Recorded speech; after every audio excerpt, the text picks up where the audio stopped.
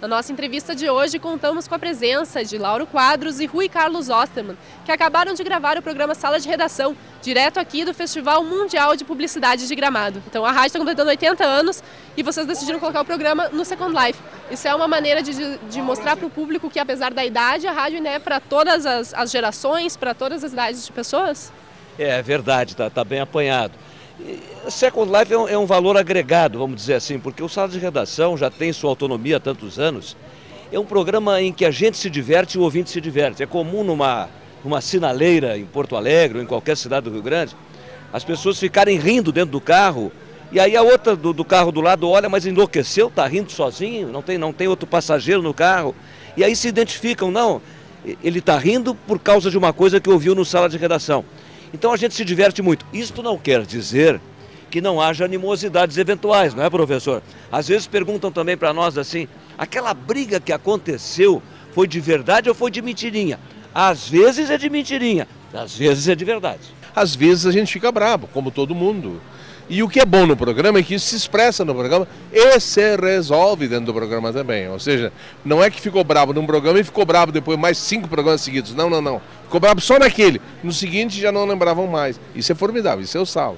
E hoje o programa Sala de Redação foi aqui do Festival Mundial de Publicidade, com o público ao redor, com o público participando. O que vocês acharam dessa interatividade aqui? Isso aí energiza bastante, a gente interage com o público, isso é bonito.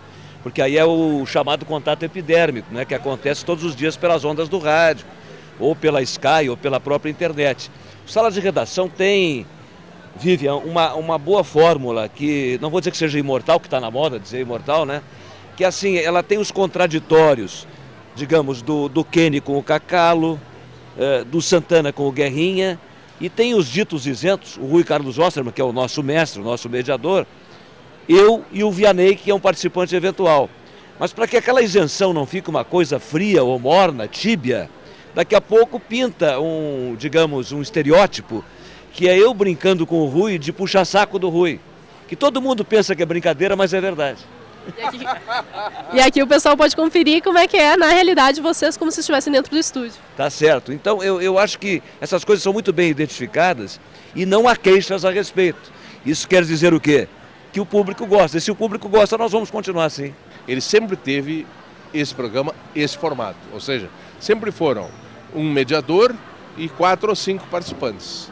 Sempre foi uma mesa redonda com troca de palavras e tudo mais. Mudou um pouquinho os assuntos. Antes era estritamente futebol.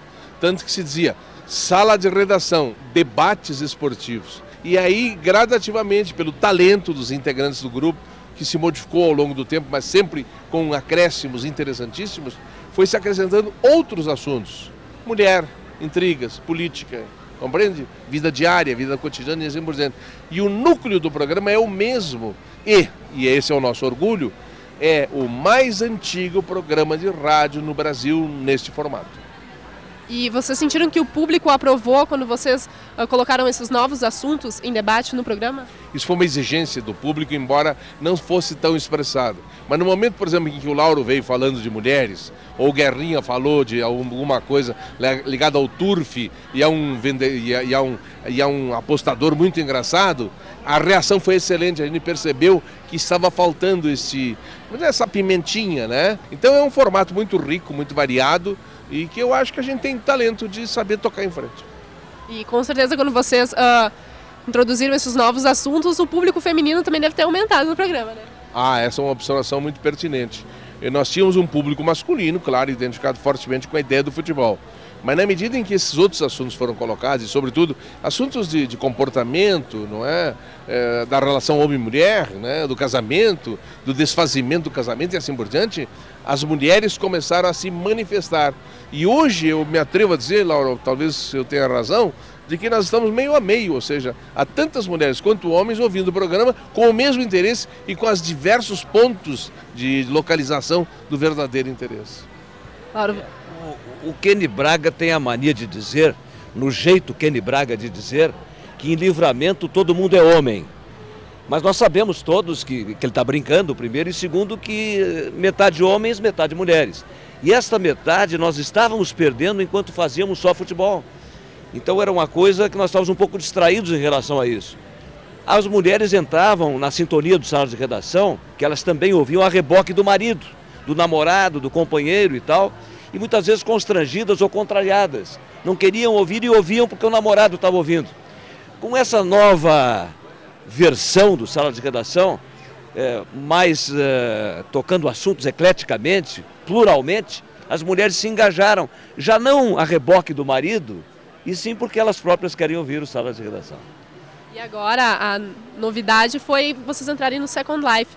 Isso vai ser só alguns programas especiais ou vocês querem deixar por muito tempo dentro do programa? A informação que eu tenho é que são alguns programas especiais. Eu quero te confessar uma coisa, eu estou muito atrapalhado com isso. Porque eu já tenho a Third Age, que é a minha terceira idade.